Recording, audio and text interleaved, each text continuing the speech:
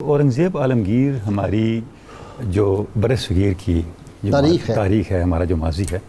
اس کی ایک غیر معمولی شخصیت ہے جو ہمارے تہذیبی ورثے کو اور ہماری بنیادی جو آئیڈینٹی ہے اس کو محفوظ کرنے والے اور اس کو آگے کنٹینیو کرنے والے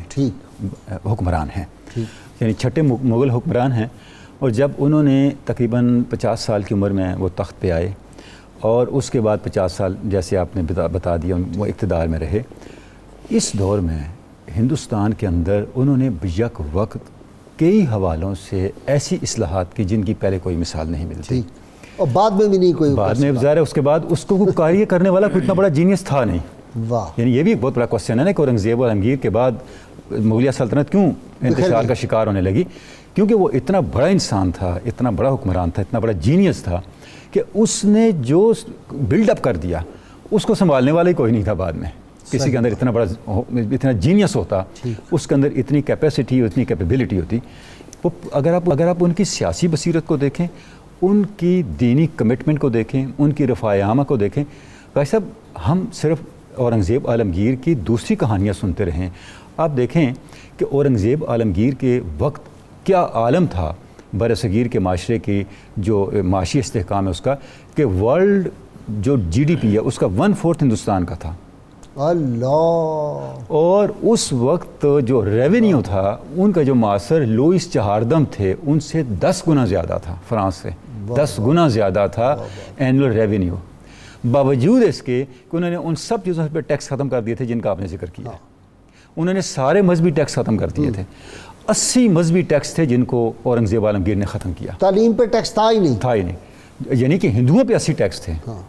وہ سارے ختم کر دیے۔ تو یہ جو ان کی پالیسی تھی اس طرف لے کے آنے کی، یہ پالیسی ہندوستانی معاشرے کو اس سطح پہ لے گی استحکام کے کہ جب اورنگزیب عالمگیر رخصت ہوا تو لوگوں نے یہ سمجھا کہ ہمارے سر سے سایہ اٹھ گیا۔ اس لیے علامہ نے اورنگزیب عالمگیر کو بڑا اپریشیٹ کیا ہے۔ اچھا، وہ علامہ نے کہا کہ پایا اسلامیہ برتر ازو احترام شرع پیغمبر ازو، کہ ہندوستان میں ہماری بنیاد مستحکم اورنگزیب سے ہوئی، اور یہاں احترام شریعت مصطفیٰ صلی اللہ علیہ وسلم ہوا تو اورنگزیب عالمگیر سے ہوا۔ اور کمال شعر علامہ نے کہا کہ درمیان کارزار کفر دیں ترکش مارا خدنگ آخری، کہ کفر اور دین کے مارکے میں ہمارے ترکش کا جو آخری تیر ہے وہ اورنگزیب تھا۔ یہ اتنی بڑی بات کہی کہ جیسے شاہ دین آپ جانتے ہیں علامہ کے بڑے اچھے دوست تھے، علامہ اقبال کا تو کلیجہ خون ہو گیا ایسا ہی۔ تو جیسے شاہ دین آئے تو انہوں نے کہا علامہ صاحب آپ نے جیسے شاہ دین ہمایوں جن کے نام پہ ابھی بلڈنگ موجود ہے، تو انہوں نے کہا علامہ صاحب یہ آپ نے کمال شعر لکھا۔ یہ میں شاہ دین کا واقعہ اس لیے کوٹ کر رہا ہوں کہ اندازہ ہو کہ علامہ کے نزدیک اورنگزیب عالمگیر کا مقام کیا تھا۔ تو علامہ نے کہا شاہ دین شاید آپ کو پتہ نہیں ہے، یہ شعر درمیان کارزار کفر دیں ترکش مارا خدنگ آخری میری 40ویں کوشش ہے۔ اچھا، 40 دفعہ میں نے اس شعر کو ریوائز کیا تاکہ میں اورنگزیب عالمگیر کا جو کریکٹر ہے اس کو سارے کو اس کو صحیح طور پہ آگے منتقل کر سکوں۔ تو یعنی یہ اندازہ ہے اس کا۔ اچھا، اس کے بعد پھر علامہ اس طرح وہ آگیا، اس پہ ہم بات کریں گے۔ ہوا یہ کہ آگے چل کر کے اورنگزیب عالمگیر کی شخصیت کو مسخ کیا گیا اور اس شخصیت کو ڈیمیج کرنے کی کوشش،